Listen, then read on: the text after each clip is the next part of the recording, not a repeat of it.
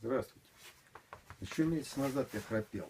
Жена сначала терпела, потом ругалась, потом ушла спать в другую комнату. Интимная жизнь застыла. Перепробовал все средства, которые предлагались в аптеках. Денег потратил немерено.